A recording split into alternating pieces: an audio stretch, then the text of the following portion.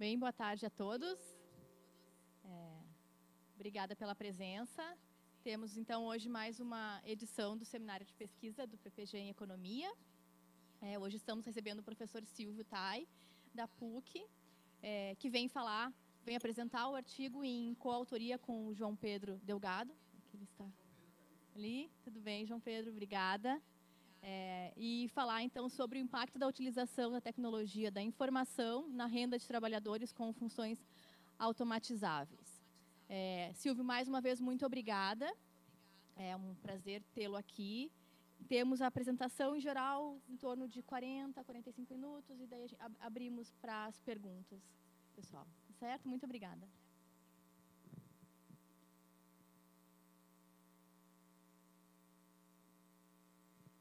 Obrigado pelo convite, Luciana. Tá ok? Eu estou falando da informação.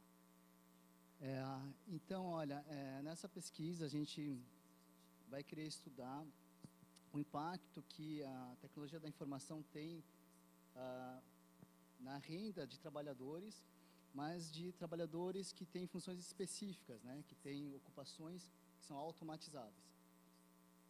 Esse é um tema que reflete um pouco um certo temor que sempre existiu dos trabalhadores em relação às novas tecnologias, um efeito de substituição das novas tecnologias em relação ao trabalho.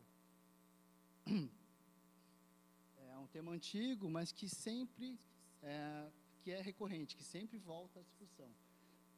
Por exemplo, no século XIX, né, com as inovações, com os avanços tecnológicos da Revolução Industrial, houve na Inglaterra um movimento ludista, que eram trabalhadores que tinham medo que os teares e as máquinas substituíssem o trabalho deles, né? Então, esses trabalhadores se revoltaram contra essas inovações e chegaram até a quebrar máquinas e teares na Inglaterra do século XIX. Conforme o tempo vai passando, esses temores, eles são mais ou menos superados, né? E novas inovações levam a novos temores. Por exemplo, em 1966, o presidente americano Lyndon Johnson, ele encomendou esse estudo, né? Um estudo sobre tecnologia, automação e progresso econômico, para entender qual que era a ameaça que essas novas tecnologias de então lá dos anos 60, tinham no trabalho, na renda do trabalhador americano dessa época. Esse relatório, ele concluiu, ele teve uma conclusão um pouco paradoxal. Por um lado, ele reconhecia, né, um caráter disruptivo dessas novas tecnologias, mas ele não via um perigo concreto no emprego dos americanos. Porém, ele recomendava esse relatório, que o governo criasse uma renda básica universal. Renda básica universal, não sei se vocês estão familiarizados, é um dinheiro que todo cidadão recebe, independente dele trabalhar ou não, e por tempo indeterminado. Justamente para proteger cada cidadão de qualquer ameaça de novas tecnologias, né? Qualquer ameaça no seu trabalho. Com o tempo, esse assunto foi sendo superado. E, ao mesmo tempo, novas tecnologias foram surgindo, né? Eu queria falar sobre esse texto que é um pouco mais recente. Então, olha, nesse texto se fala, é um texto que já leva em consideração inteligência artificial, machine learning, esses últimos avanços que a gente tem, né? Então, olha, algumas conclusões desse texto, que as máquinas, elas superaram os humanos, não em tarefas manuais, né? Não em tarefas rotineiras, mas em tarefas que envolvem inteligência, né? Como, por exemplo, o reconhecimento de imagem. Esse relatório, esse texto, ele não conclui, não tem assim uma mensagem catastrófica, dizendo que as máquinas vão superar os homens, a inteligência dos homens de uma maneira ampla. Mas eles concluem dizendo que essa superação da máquina em relação à inteligência humana vai alcançar cada vez mais tarefas, né? Esse relatório aqui, ele é de 2016, é um relatório que foi feito para o presidente Obama. Então, novos avanços tecnológicos acabam provocando novos temores, né? Novos temores. Esse assunto, que tenta quantificar quanto desse temor é procedente ou não, já vem sendo estudado pela literatura econômica. Então, eu vou falar aqui de alguns papers que são diretamente ligados ao assunto de pesquisa que a gente está trabalhando, né? Então, o primeiro que eu gostaria de falar é sobre esse QGI aqui, do Zeira, que ele fala o seguinte, né? A conclusão dele é o seguinte: você sempre tem novas tecnologias sendo descobertas e estando disponíveis, mas o que vai determinar a adoção delas, e então a substituição de trabalho por novas tecnologias, é o custo relativo que essa nova tecnologia vai ter em relação ao trabalho, né? Se você tem, vamos chamar isso de capital computacional, se você tem um custo de capital computacional maior que o do trabalho, você não vai adotar essas tecnologias. Até o momento em que o custo do trabalho seja maior que o custo do capital computacional, e aí, então, vale a pena para uma empresa adotar essa tecnologia e substituir a trabalhador.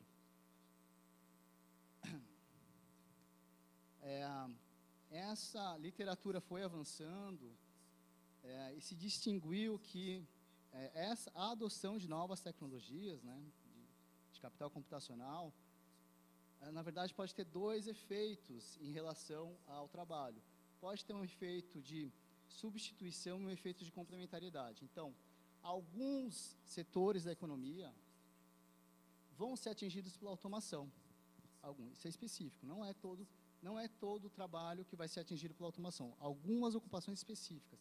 E aí sim, essas ocupações, elas vão ter uma competição e vão ter uma pressão para que o salário diminua.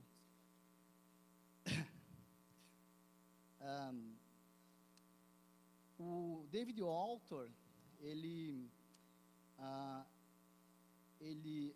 defende, né, ele divide as tarefas, né, as ocupações entre rotineiras e não rotineiras, e ele defende que são as tarefas rotineiras, ou seja, aquelas ocupações que têm tarefas rotineiras que vão sofrer com a automatização.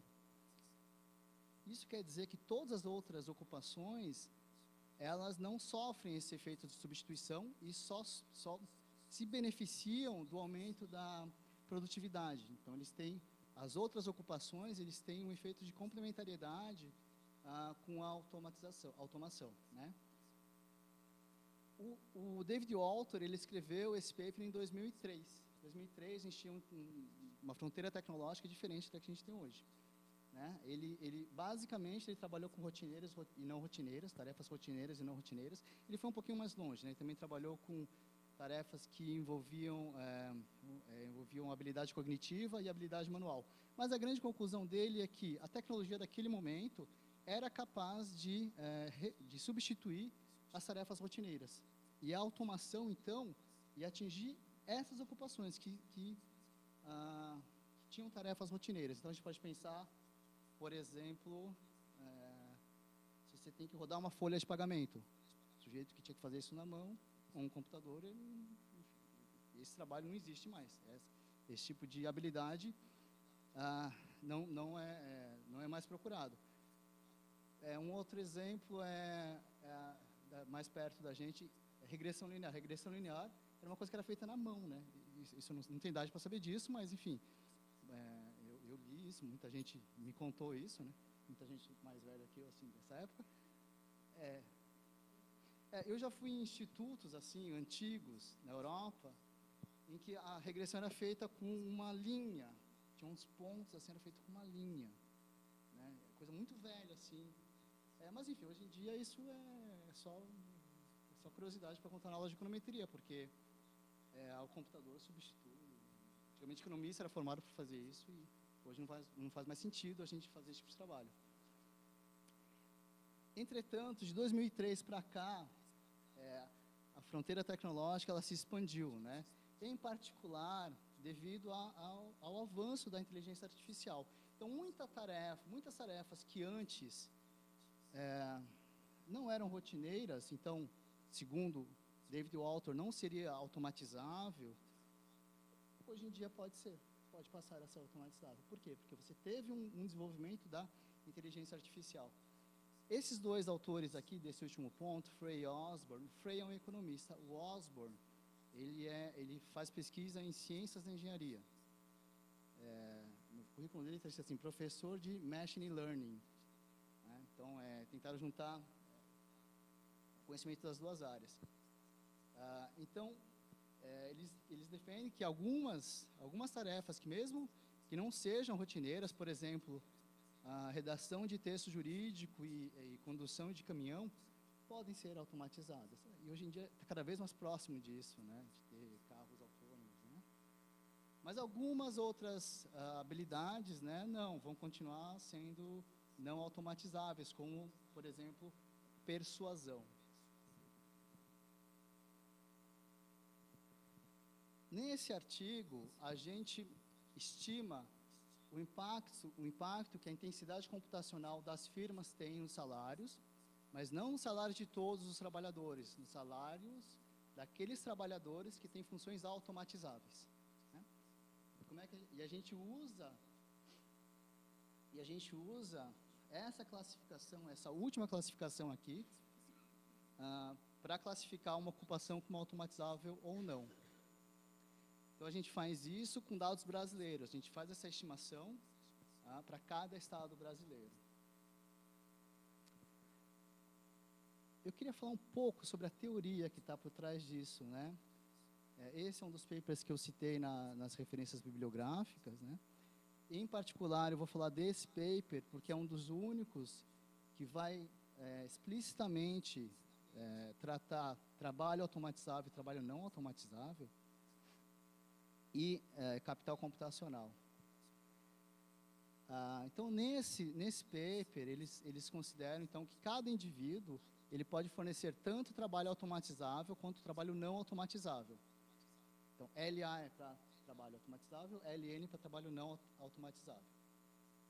E ele vai fornecer aquele que paga mais.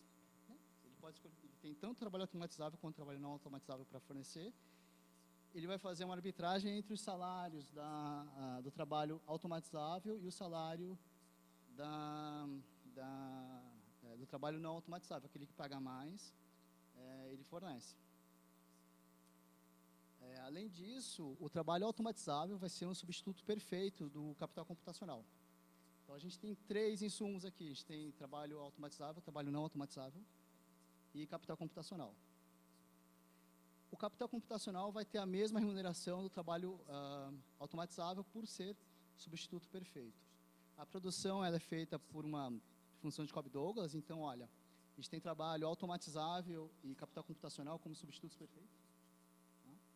E os dois como substitutos imperfeitos do trabalho não automatizável. Muito bem, como é que o autor e os coautores, eles capturam um avanço tecnológico? Eles fazem da seguinte forma: um avanço tecnológico vai ser refletido em uma diminuição do custo de capital computacional. Então, quer dizer, se a tecnologia ela avança, se você tem novas fronteiras tecnológicas, o teu capital computacional vai custar mais barato. É dessa forma que ele introduz um avanço tecnológico nesse modelo. Quando ele faz isso, ele consegue, por exemplo, escrever como varia a remuneração relativa do trabalho automatizável com um avanço tecnológico. Né? Percebe? O que diz essa equação? Se você variar o capital computacional, você varia a remuneração relativa entre os fatores. Então, se você tiver um avanço, quer dizer que isso diminui, isso é negativo. Como isso é negativo, fica positivo. Quer dizer, então, que a remuneração do não automatizável vai aumentar em relação do automatizável. A remuneração relativa do automatizável vai diminuir. Tudo isso para dizer o seguinte: se você tiver avanço tecnológico e você tiver uma função automatizável, o seu salário vai diminuir. Porque o capital computacional vai te substituir. Essa daqui é uma das previsões teóricas desse modelo do David Walter e dos coautores. Né? A gente vai usar a mesma previsão teórica, vai tentar usar para entender alguns resultados. Né? A gente não vai usar para estimar, mas para entender alguns resultados. Porque a gente utiliza dados em cross-section, dados em corte transversal. No nosso caso, a gente usa um país só em um momento do tempo, que é o ano de 2013. Então, a gente não fala em avanço tecnológico e não fala em variação de custo de capital computacional. Por quê? Porque é um ano só para o país todo. A gente pode supor que o custo de capital computacional é constante. É uma suposição forte, não é uma hipótese forte. Porque a gente pode imaginar que tem custos de logística no Nordeste que não tem aqui, que seja um pouco mais caro no Nordeste. Mas se a gente abstrair isso, pode fazer uma hipótese de que o RO é aproximadamente constante para todo o país. No nosso contexto, então, o que varia de uma unidade geográfica para outra, de um estado para outro, é o nível de salários, tanto de automatizáveis quanto de não automatizáveis. O salário da região Sudeste e Sul vão ser mais altos que os salários da região Norte e Nordeste, né? Então, olha só, essa previsão teórica aqui, do jeito que está, a gente pode utilizá-la no nosso estudo, mas uma variação de Rho, na verdade, é uma variação dos salários médios. Rho não muda, né? Então, a mesma equação, eu posso, do jeito que ela está, eu posso usar para interpretar, só que quando o Rho varia, o que eu tenho que entender é que, na verdade, os salários médios variam. E aí o Rho vai variar relativamente aos salários médios, mesmo tendo permanecido constante. Olha, tem 3 preços na economia. 2 deles variam, o Rho fica constante. Em última análise, o Rho variou em relação aos outros 2. Tá? Nesse caso, pessoal, que é mais próximo ao nosso estudo, isso pode ser interpretado da seguinte forma. Em regiões em que o salário médio é maior, em regiões onde o salário médio é maior, a remuneração relativa do trabalho automatizável cai. Vocês entenderam? Então, por exemplo, em São Paulo, o nível de salário em São Paulo é muito elevado. É muito mais elevado do que no Piauí, por exemplo. Quando você tem uma tecnologia disponível, vale mais a pena se substituir trabalhador em São Paulo do que no Piauí. Porque em São Paulo o trabalhador custa mais caro. O computador que você vai comprar vai custar mais ou menos a mesma coisa em São Paulo ou no Piauí. Abstraindo custos de logísticas, né? Então, essa mesma previsão teórica do autor, no nosso contexto, vai dizer isso. Olha, em lugares mais desenvolvidos, você vai ter um efeito de substituição mais forte. Você vai ter a tecnologia reduzindo o salário de trabalhadores automatizáveis mais forte.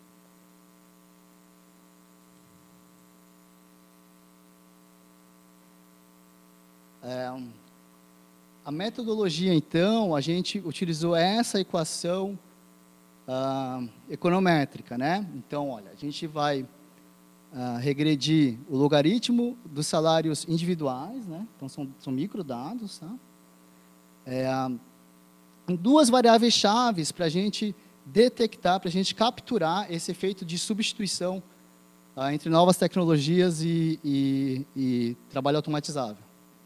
Então, a primeira variável a gente chamou de intensidade computacional, IC, e ela vai ser no nível da firma, né? A gente vai tentar capturar quanto de capacidade computacional, de intensidade computacional, as firmas têm disponível.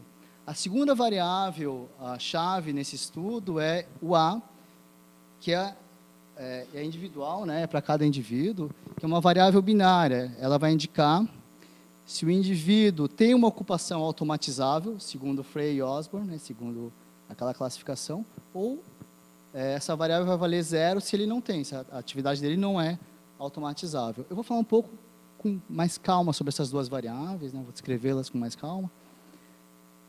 Mas o que é importante enxergar nesse slide é que o que nos interessa no estudo é a interação entre essas duas variáveis, entre a intensidade computacional e a ocupação ser automatizável ou não.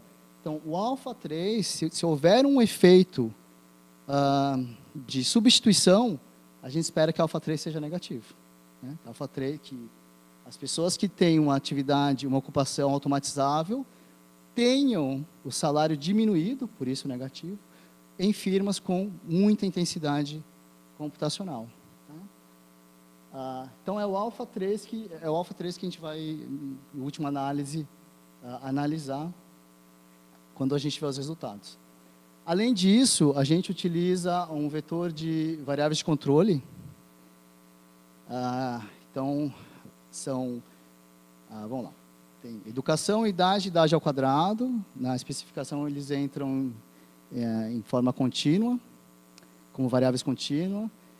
E as outras variáveis, elas entram em binária, né? Então, uma variável binária para cada categoria dessas variáveis, que são tempo de emprego, raça, nacionalidade, e acho que a variável de controle mais importante que é firma, então a gente tem um controle binário por cada firma.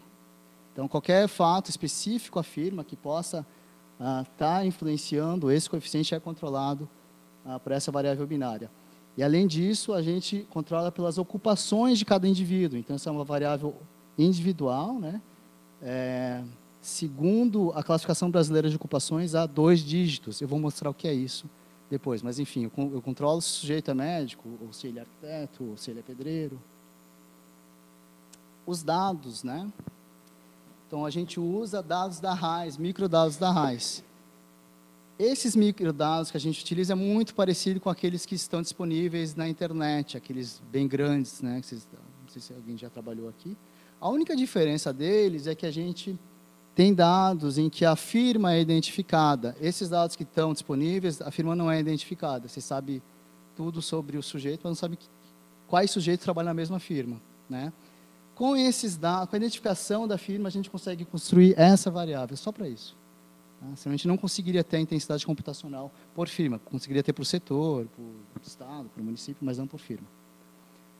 E 2013 é o último ano que eu tenho. Tem até mais recente, mas eu não tenho data. Então, pessoal, olha, eu queria falar um pouco mais demoradamente sobre essas 2 variáveis que, no final das contas, são as variáveis chaves para a identificação do efeito de substituição. Tá?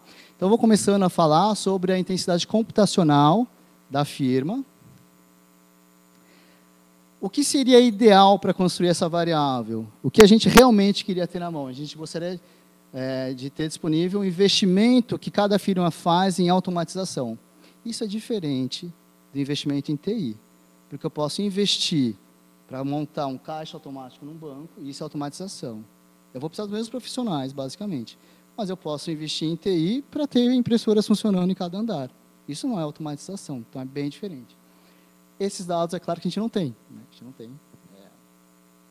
A gente tem um dado, a gente montou uma variável, uma proxy, que é imperfeita. E eu vou falar detalhadamente porque ela é imperfeita.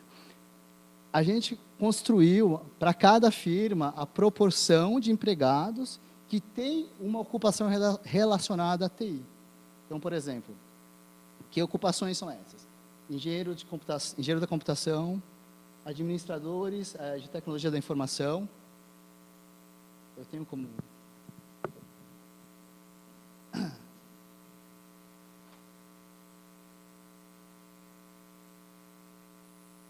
Essa é a lista completa, tá? Então, a gente foi lá na classificação brasileira de ocupações, a 4 dígitos, que é um pouco mais detalhado, e isso foi feito ad hoc. A gente olhou todas as ocupações, todas, e aquelas que tinham a ver com TI, a gente selecionou. Né? Então, por exemplo, se aqui na Unicinos a gente tiver 20% dos funcionários com alguma dessas ocupações, o IC da Unicinos vai ser 0,2. Assim que a gente montou a variável.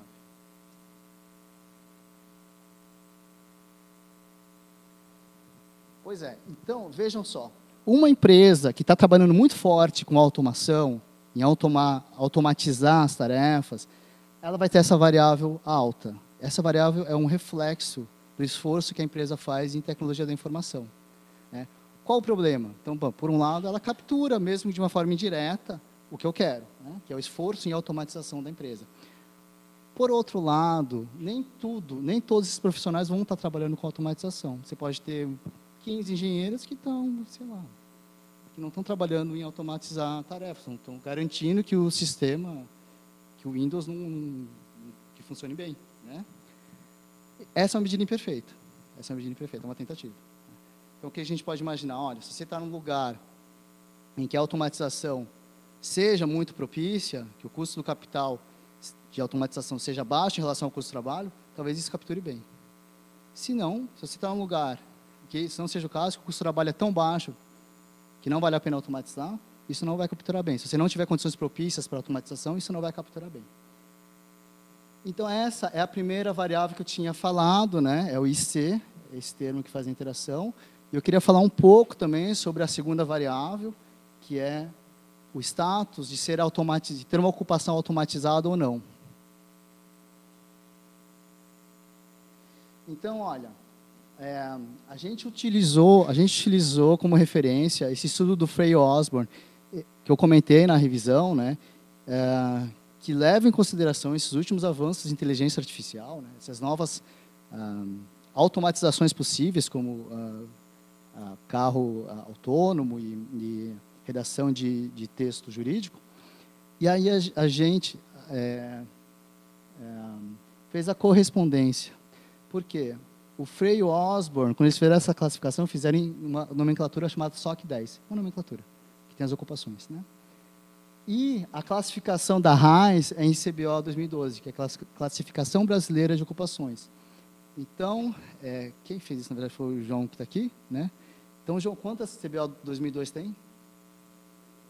190. Então, olha, cada uma dessas 190 foram convertidas em 3 classificações, não tem conversão direta. Não tem conversão direta. Manualmente, isso, a gente teve muito medo de ter splits, e aí você classificar uma coisa como automatizável, que não é, né? E daí a gente, quando chegava aqui e era automatizável, então a ocupação a gente classificava também como automatizável. Quando chegava aqui e não era automatizável, a gente seguia. Quando tinha dúvida, a gente colocava que não era automatizável, tá? Para não ter nenhum perigo de classificação errada. Então, vou dar um exemplo para vocês. Essa aqui é a CBO, tá? Essa é a Classificação Brasileira de Ocupações. Quando eu falo em 2 dígitos, eu estou falando desses 2 dígitos, né? Então, olha, 2 dígitos, eu estou falando, por exemplo, aqui, de trabalhadores de atendimento ao público. Todas essas subocupações estão dentro desse CBO 2 dígitos. Então, quanto maior o dígito, mais eu detalho a ocupação do indivíduo. Então, ó, na 42, vou ter 420, 421, 422, 423, 424. Tá? A variável de automatizável, a variável A, ela é feita em 3 dígitos. Então, tem 190 subocupações de 3 dígitos que o João achou a correspondência para dizer se é automatizável ou não. Nesse exemplo aqui, essa ocupação não é automatizável. O supervisor não é automatizável. Essa e essa, então, caixas, trabalhadores de informação ao público e despachante, elas são automatizáveis. E essa última aqui, entrevistador, recenseador, ela não é automatizável. A variável A que eu construí, aqui ela vai valer 1 aqui, 1 aqui, 1 aqui, 0 aqui e 0 aqui. Vocês entenderam como é que foi construído? Muito bem. Agora eu preciso falar de um pequeno detalhe econométrico que é importante para a interpretação dos resultados, né? Se vocês lembrarem, na especificação econométrica, eu tenho um controle de CBO 2 dígitos. Né? CBO 2 dígitos é controlado. Então, tem uma variável binária para cada seção dessa. O que isso quer dizer na prática? Quer dizer que a minha variável A, ela vai comparar automatizáveis e não automatizáveis dentro de cada seção dessa. Essa é uma estimação within, da econometria, o professor de econometria aqui. Within, né? Então, eu vou comparar se os automatizáveis têm salário menor ou não têm salário menor. Eu estou comparando esses 3 sujeitos aqui com esses 2 aqui. É isso que eu estou fazendo. Qual o problema aqui? O problema é que, nesse caso em particular, uma das profissões não automatizáveis, ela é mecanicamente superior, ela é de supervisor. O supervisor vai ganhar mais que o caixa, porque, hierarquicamente, é um posto acima. Então, vai ter uma diferença, se eu fizer essa análise do jeito que está aqui, vai ter uma diferença salarial, não porque o sujeito é automatizável ou não, não porque o supervisor não é automatizável, não, porque ele ganha mais, porque ele tá numa como é que chama isso? Num plano de carreira, obrigado, num plano de carreira que ele ganha mais, né? O sujeito está mais tempo e conseguiu ter promoções que fazem com que ele ganhe mais. Para evitar essa comparação espúria, né, a gente criou uma variável binária para supervisores.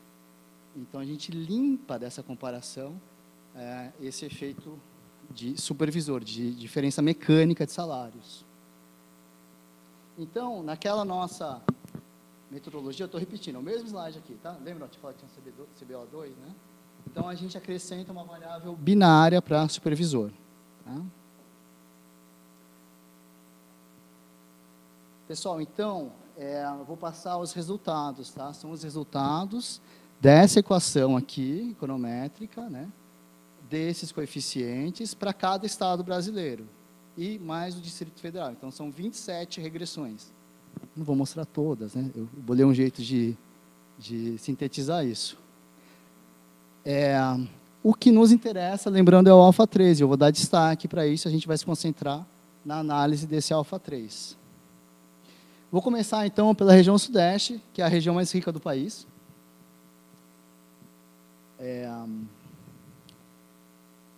Tem uma razão para começar pelo Sudeste. A gente viu no modelo teórico que o custo relativo do capital em relação ao trabalho pode determinar se a minha variável vai funcionar ou não, né?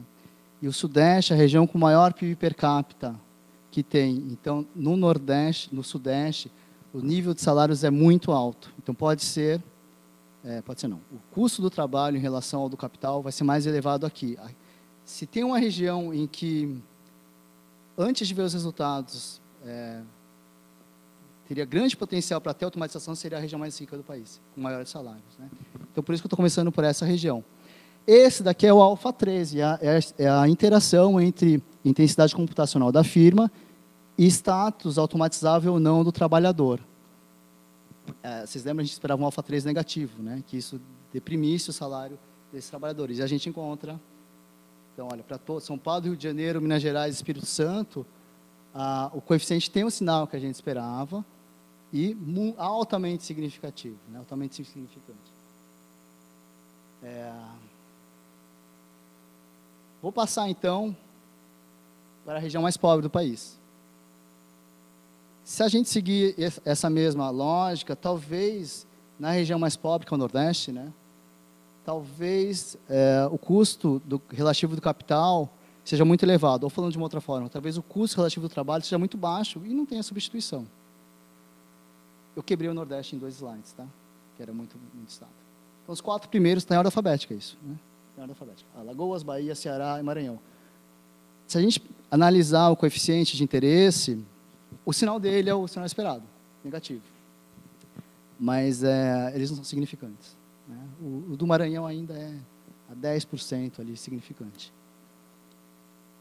Aqui daria para concluir, olha, como o custo do trabalho aqui é muito baixo, não vale a pena automatizar. Então, mesmo que você tenha uma intensidade computacional na tua firma, você não vai automatizar, você não vai ter uma pressão que deprima o salário daqueles trabalhadores com ocupação automatizável. O problema é que, se eu continuar aqui no Nordeste, que é o resto dos estados, né? Então, olha, Paraíba, Pernambuco, Piauí, Rio Grande do Norte e Sergipe. A coisa fica um pouco confusa aqui. Tirar a conclusão aqui é difícil. Por quê? Bom, vamos lá. A única coisa que funciona sempre é o resultado, o coeficiente negativo. O sinal está certo, tá o que a gente esperava. E aí a gente tem uma grande parte desses daqui significantes, coeficiente significante. Pernambuco não é. Para facilitar a visualização desses resultados, né, aproveitando essa visão cross-section, essa visão de corte transversal que a gente tem, para explorar essas diferenças de nível de desenvolvimento, a gente fez o seguinte gráfico. Então, olha, é um gráfico por estado, tá? Então, cada elemento que tem nesse gráfico é um estado do Brasil. Aqui no eixo horizontal, a gente tem o PIB per capita. Então, olha, São Paulo, Rio, Distrito Federal com PIB per capita muito elevado. E daí, Piauí, Maranhão, deve estar... bom, enfim, deve estar por aqui, né? São países, estados bem pobres. E aqui no eixo vertical, o zero dele aqui, a gente colocou o coeficiente da interação, o alfa 3, aquele que a gente estava estudando até agora, né? Então, vocês lembram que o sinal esperado era negativo, e vocês podem ver que o zero aqui, ó, a maioria deles é negativo mesmo. A gente tem alguns que dão positivo. O problema é que alguns são significantes, outros não são significantes. Então, para diferenciar, a gente plotou os coeficientes significantes em vermelho. Tá? Esse tem estrelinha, né? Esse é significante. E os não significantes em azul. Além disso, a gente percebeu que tem uma diferença de tamanho do estado muito grande. É difícil você comparar Tocantins com São Paulo, pelo tamanho da população. Então, o tamanho dessa bolha reflete o tamanho populacional, né? E o que a gente vê aqui? A gente vê que quanto mais rico o país, quanto mais rico o estado, mais negativo o coeficiente. Tendência mais ou menos robusta, né? Tem muitos outliers, mas existe uma tendência. E além disso, né, acompanhando a isso, até em função disso, quanto mais desenvolvido, maior essa substituição e mais significante. Mais significante. Aqui, pessoal, dá vontade de falar, a primeira conclusão, que, olha, como aqui os salários são muito altos, aqui você vai ter uma pressão pela substituição. Né? Quando você vai aproveitar das novas tecnologias e vai substituir, vai ter uma pressão para deprimir o salário dos trabalhadores automatizáveis. E para cá, vice-versa. Para cá, os salários não são elevados, são baratos, são inferiores, pelo menos. E daí não vale a pena fazer a automatização aqui. Você pode até ter a tecnologia disponível, o país é o mesmo. Né? O site da Dell funciona aqui ou lá. Mas você não vai ter essa pressão para diminuir o salário dos trabalhadores com ocupação automatizáveis.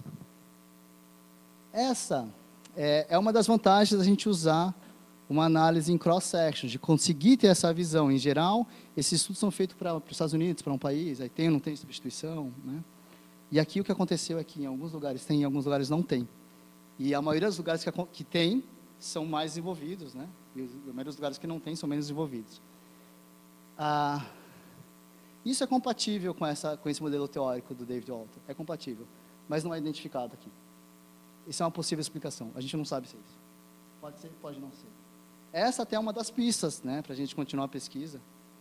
E daí, se alguém tiver até alguma ideia, será super bem-vindo. Aliás, se alguém tiver qualquer ideia em qualquer ponto do paper, será super bem-vindo. É um paper ainda preliminar, né? Devia ter falado isso no começo da apresentação. Mas talvez uma pista para seguir nessa pesquisa é tentar identificar esse mecanismo.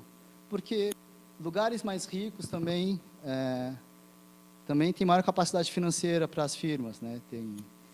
Como é que era o teu mecanismo, João?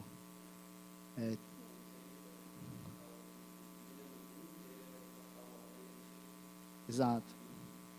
Um dos modelos fala que você tem que investir num período anterior para conseguir ter automatização, e para isso você tem que ter uma capacidade financeira suficiente. Então, o nível de PIB per capita, de repente, pode capturar isso, em vez de capturar custo relativo do capital.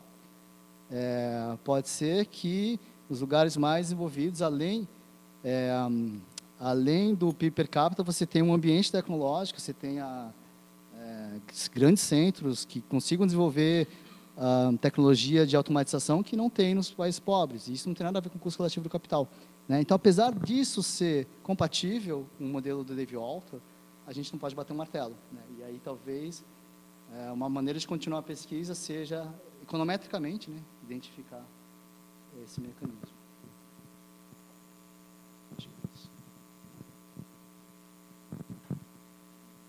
Muito obrigada, Silvio. Pessoal, perguntas, comentários? Guilherme.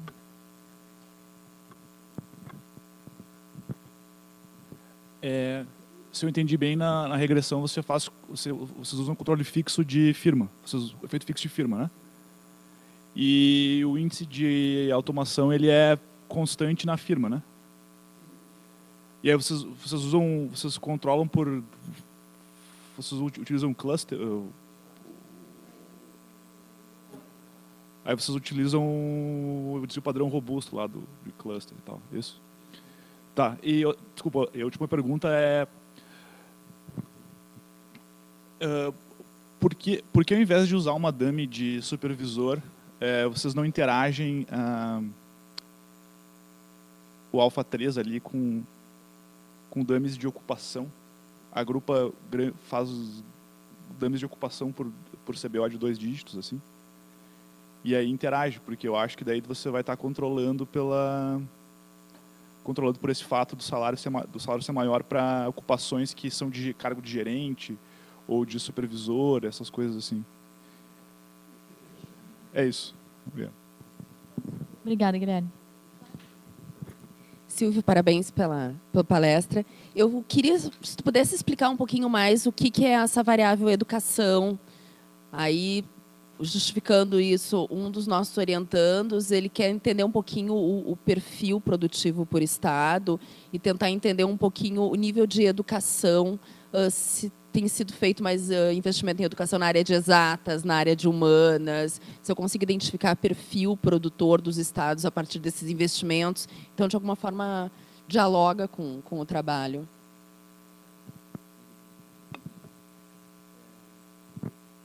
Peraí. A primeira pergunta foi sobre os clusters, né? Sim, os erros são robustos, clusterizados por firma. É até interessante porque na primeira a gente esqueceu de fazer isso e dava significativo para todos. E na segunda, de fato, é super importante nesse estudo clusterizar por firma e dar resultados completamente diferentes. Qual era a tua segunda pergunta?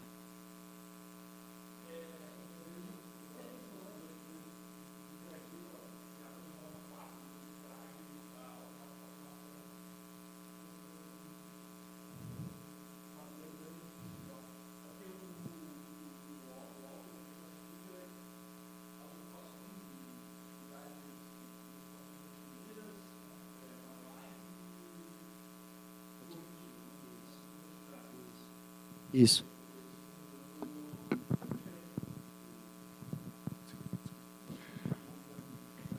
Não, que daí pelo menos diferente do paper que eu li, né? Que é a questão de criar uma dummy de ser automatizado ou não, né? Então daí talvez, em vez de criar uma dummy de supervisor, talvez porque os efeitos, meu ponto é, dentro da firma, os efeitos da automatização no salário depende da ocupação que a pessoa desempenha lá, certo?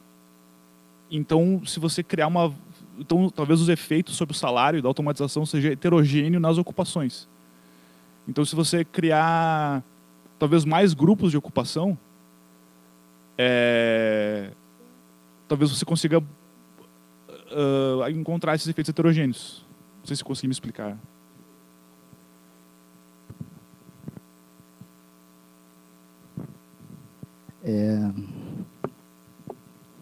Então, a sua ideia é assim, né? A sua ideia funcionaria, vê se é isso. Então, aqui eu teria uma dummy para essa categoria aqui. E aqui dentro eu veria se ele é automatizável ou não. É isso, não é? Porque a automatização ela pode funcionar de um jeito aqui e de outro jeito diferente aqui. É isso que você está pensando, né? Tá. A gente fez isso, mas com CBO2. Ah, mas tá. A gente não interagiu o CBO2. A gente não interagiu o CBO2. A gente não interagiu. Talvez seja uma boa ideia. Sua ideia é interagir a CBO2 que a gente já está controlando com A. Não é isso?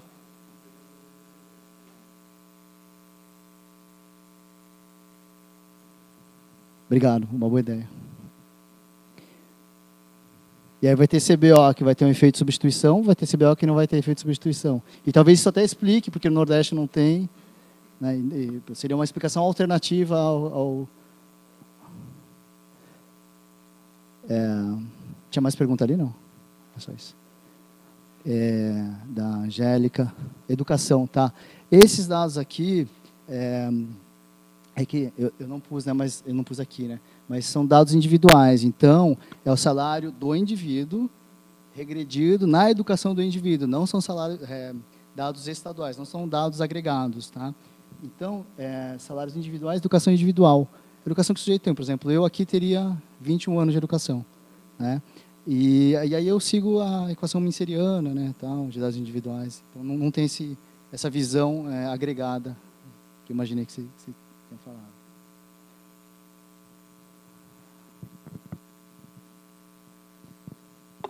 André, pergunta? Uma colocação mais filosófica aqui, Silvio, te agradecendo de novo pela participação, tá? Uma ótima apresentação, excelente trabalho.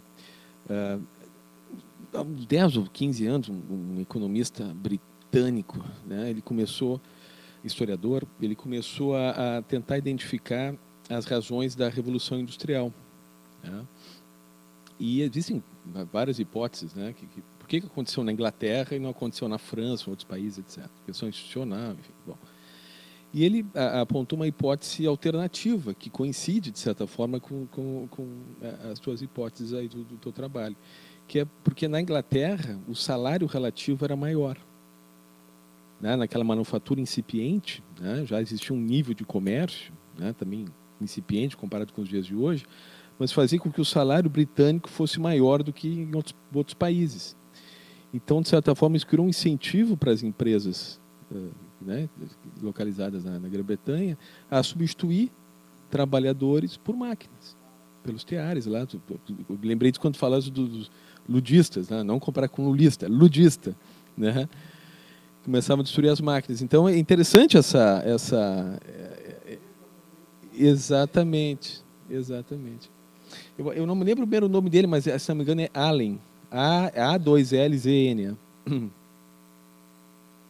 Há uma controvérsia, né? Claro, isso não existem outros autores que dizem que é exatamente o contrário, né? Mas tem uma lógica econômica interessante. A gente vê isso em microeconomia, faz todo sentido, né? O efeito de substituição, né? Tu apontaste aí. Eu acho que você pensou uma nota de rodapé, né, para mostrar essa relação. Mas, parabéns, muito bom. Silvio, rapidamente, assim, essa DAME que você inclui para o setor em que o indivíduo trabalha, tá? Ela não, o AI, ele depende do setor, né?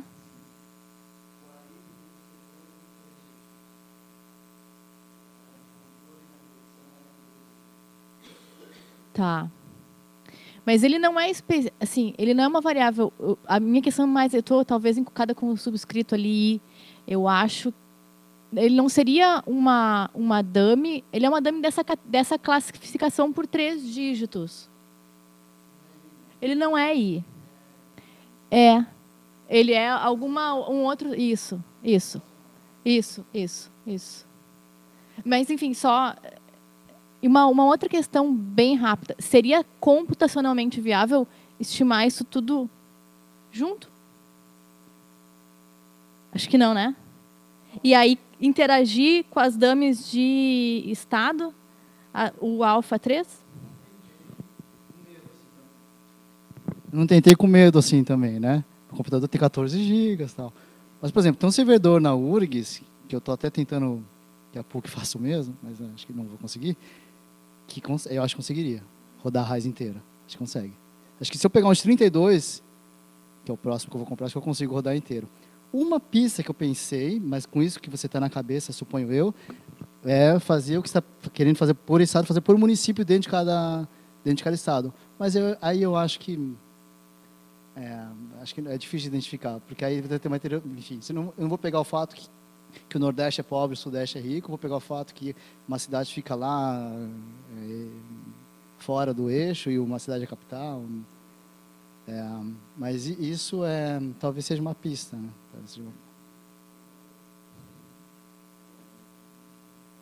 Não, isso eu contornei. Isso daí eu fiz por OLS, e aí em vez de colocar variáveis binárias, que é uma forma de você colocar efeito fixo, você de mim, como é que fala de mim em português? desvios da média, por desvios da média. Se você recalcular todos os seus dados por desvios da média, você pode fazer uma OLS comum, normal, sem variáveis binárias. Você pode fazer isso na mão, mas o Stata faz para você. Tem um comando de passo depois, se você quiser. E aí você pode colocar todos esses binários que tem na especificação, a partir de tempo de emprego, eu usei com esse comando. Então, ele não cria variáveis binárias, ele faz por cálculo dos dados, por essa diferença e vai demorar equivalentemente a um OLS, talvez um pouco mais.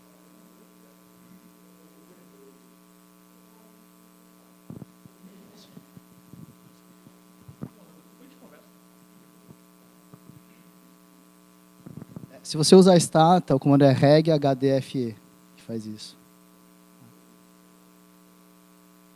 Então, é o equivalente xtreg. Xtreg, na opção FE, ele faz isso. Você acha que... Tá bom. Tá, bom. Então esse também vai demorar, porque ele faz a mesma coisa. Só que o xtreg você pode pôr só um efeito fixo, certo? Aquele que se anuncia no painel. Esses comandos você pode pôr quase se você quiser. Então, todos esses daqui, eu pus desse jeito. Pessoal, mais alguma pergunta? Um comentário, Jana?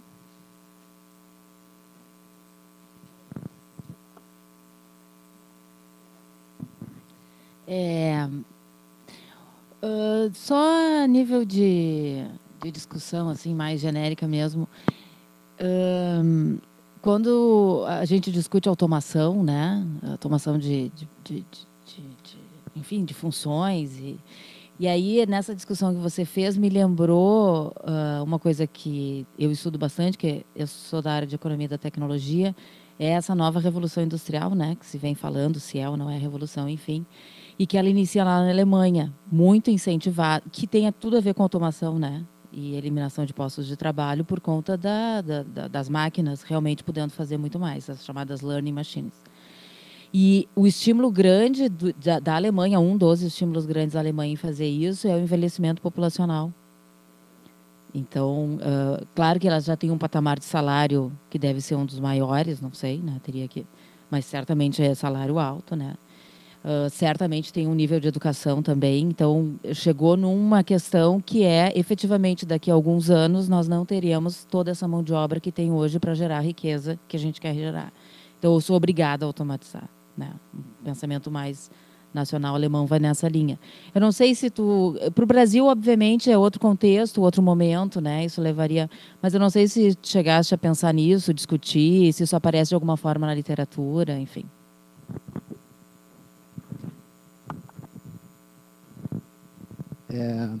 Não, para dizer a verdade, eu não sabia disso. Eu não sabia que a Alemanha que tinha sido o berço dessa revolução. Eu também não sabia que existia essa mentalidade. Quer dizer, eu podia suspeitar que a Alemanha tivesse uma mentalidade dessa, mas não sabia que tinha sido com esse intuito. Esses modelos que a gente utiliza aqui, eles não têm assim aspirações tão nobres, né? O sujeito vai substituir para pagar menos, né? Não é para criar riqueza. Até interessante se você puder depois me dar alguma referência para a gente poder citar, né? Obrigado. Alguém mais? Não? Então, mais uma vez, Silvio, muito obrigada. Super interessante. Obrigada, pessoal. Um bom feriado a todos. Boa aula.